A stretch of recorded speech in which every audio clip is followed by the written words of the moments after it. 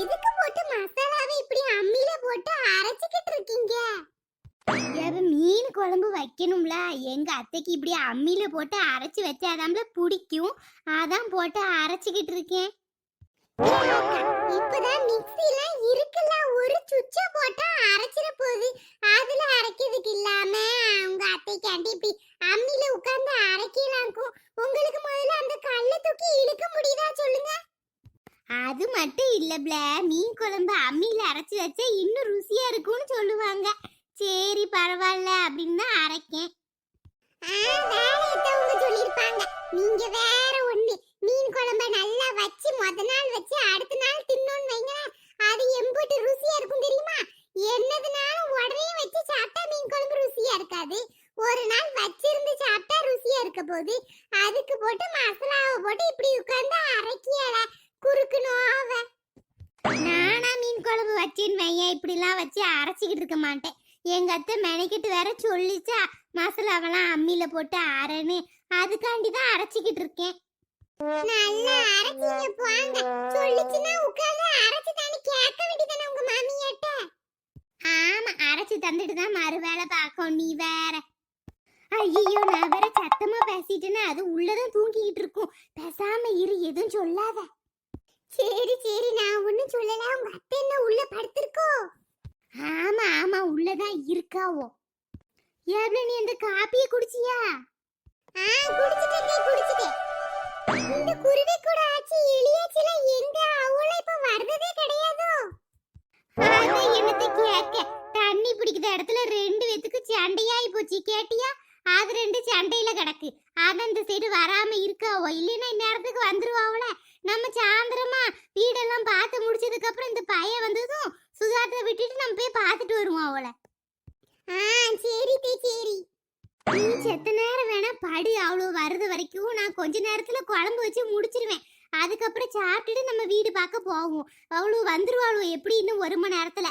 அவ்வளோ வந்தாளுவோன்னா உன்னை படுக்க விட மாட்டாளுவோ. என்னத்தையாவது கதை பேசிக்கிட்டே கடப்பாளுவோட்டி.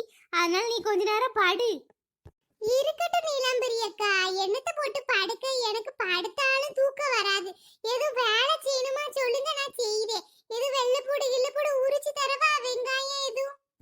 அதெல்லாம் ஒண்ணும் வேண்டாம்ல, நானே பாத்துக்கிடுவேன். அங்க கிச்சன்ல போய் நின்னோம்னா அங்கே நான் வெட்டி அப்படி அடுப்புல போட்டு 1 நிமிஷத்துல செஞ்சு முடிச்சிருவேன். இங்க ஒரு இடத்துல வெட்டிக்கிட்டு அப்புறம் அள்ளிட்டு போய்க்கிட்டு எனக்கு 1க்கு 2 வேலையா தெரியும். நான் அங்கனக்குள்ளே அந்த வெட்டுத கத்திய வச்சு எல்லாத்தையும் வெட்டி அடுப்புல எல்லாத்தையும் பத்த வச்சுட்டு எல்லாத்தையும் உள்ள போட்டுருவேன்.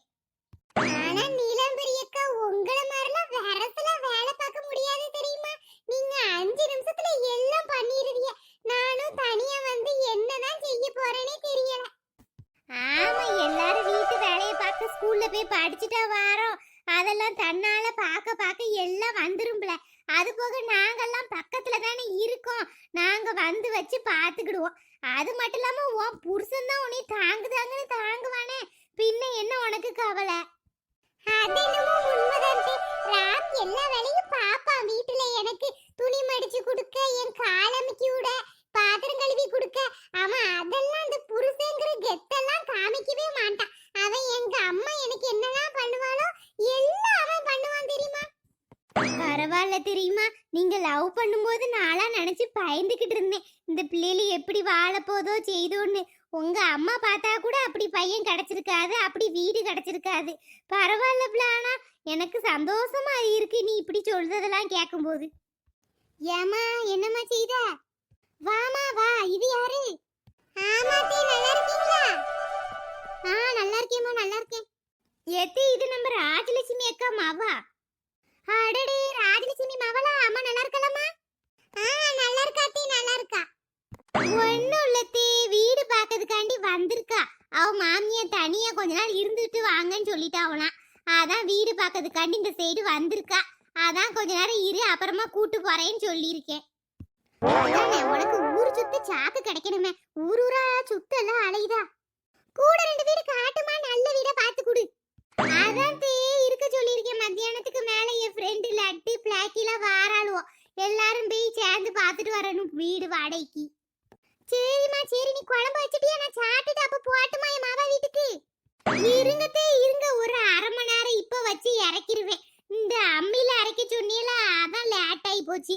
மிக்ஸிலனா அப்பதே அரைச்சி எல்லாத்தையும் கூட்டி வச்சிருப்பேன். சரிம்மா, அப்ப நீ வச்சு வை. நான் அப்ப போய் இன்னும் ஒரு அரை மணி நேரம் படுத்து எந்திரிச்சிட்டு வரேன். ஆட்டு போய் பாடுங்க. ஏக்கா இப்படிலாம் இருந்தா ரொம்ப தான் கஷ்டம். என்ன செய்ய சொல்லுத பாத்தியா? அது ஒரு துரும்ப இங்கிட்ட இருந்து இங்கிட்ட எடுத்து போடாது. ஆனா மவளுக்கு நான் மட்டும் சொல்லி அம்பிட்டு வேலை பாக்கும். அது வேற காதுல விழுந்துற போகுது. சரி இரு இன்னும் கொஞ்ச நேரத்துல அது குழம்ப தூக்கிட்டு போயிரும் அவா வீட்டுக்கு. எனக்கு மட்டும் உங்க மாமியா மாதிரியோ இல்ல இந்த பிளாக் ஏத்த மாமியா மாதிரியோ மாமியா வந்து வாச்சிருந்தான்னு வைங்களேன், மண்டைய பொளந்திருப்பேன். அவசரப்பட்டு என் மாமியா கிமியா மண்டைய உடைச்சிட்டு போயிடாத. அப்புறம் என் வீட்டுக்கார சண்டைக்கு வந்துருவாரு. அண்ணனுக்கு ஆனா உங்க அம்மா மேல ரொம்ப தாமா பாசம். அது தெரிஞ்ச கதை தானே. அண்ணன் உடனேதான் ஞாபகம் வருது, டீ கடைலாம் எப்படி போகுது? வியாபாரம்லாம் நல்லா நடக்கா? ரொம்ப பிஸியா தான் இருக்கு போல அண்ணே. நீ வேற, டீ கடைலாம் ஒரு கதைக்கு ஆகாது. எவ்வளோ வருதோ அதுக்கு தக்கன அவர் சாமான் வாங்கி போட்டுருந்தாரு. ஒரு லாபமும் கிடையாது.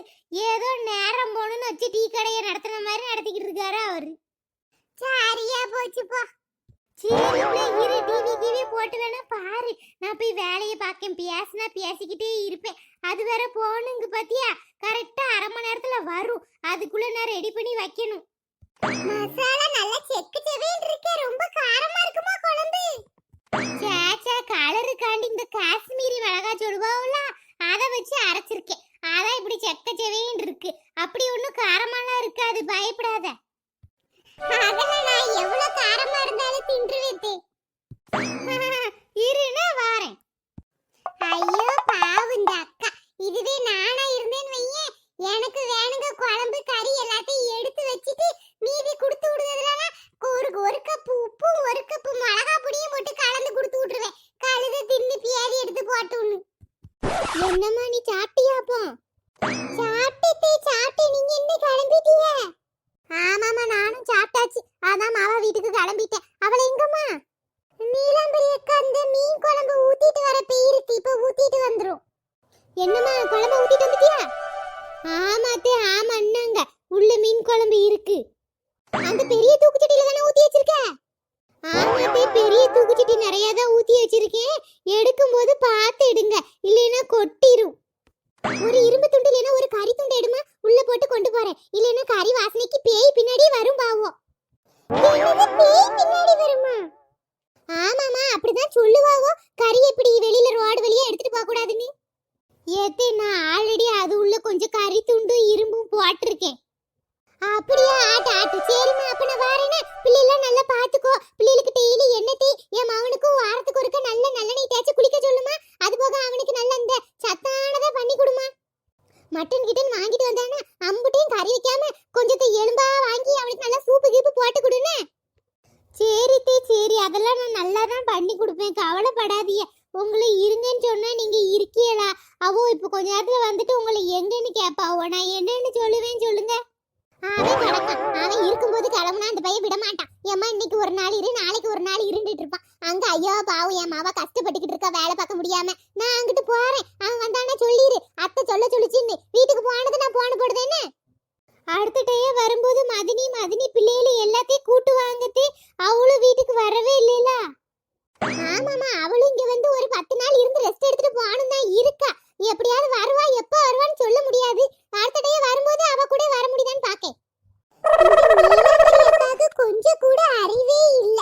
அவ வந்தாதான் வேலை அதிகமா இருக்குமே. 10 நாள் வேற வந்திருந்து ரெஸ்ட் எடுக்க போறேங்க வாங்கன்னு கூப்பிட்டுக்கிட்டு இருக்கு பாரு. என்னத்த சொல்ல, ஊரு தெரியாம பொழக்க தெரியாம என்ன சொல்லுவோம், பொழைக்க தெரியாம இருக்க ஆளாலா இருக்கு இது. சரிம்மா, நான் வாரேன்னு பார்த்து போங்கத்தே. ஆனா ஏக்கா நீங்க ரொம்பதான், உங்களுக்கு இன்னும் நல்ல மாமியார்லாம் கிடைச்சிட்டோ, கையிலே பிடிக்க முடியாதுன்னு நினைக்கிறேன். இந்த மாமியாருக்கு இப்படி விழுந்து விழுந்து வேலை பாக்கிய. என்னத்த சொல்ல உங்களெல்லாம். எதுக்கு அப்படி சொல்லுத? சொல்லுவாங்கக்கா, இப்ப எதுக்கு உங்க அத்தைட்ட அடுத்தட்டையா வரும்போது உங்க மைனியன் தான் கூட்டிட்டு வர சொல்லுதிய? அதே ஒரு வீணா போன தெண்டா ஒண்ணுக்கு ஆகாத முண்டம். அத போய் எதுக்கு இப்ப கூப்பிட சொல்லுதிய? அது வீட்ல வந்து உங்களுக்கு ஒரு வேலை பார்த்து தராது. ஒரே இந்த டிவியும் இதுவுமா உட்கார்ந்துகிட்டு கிடக்கும். இல்லைன்னா போட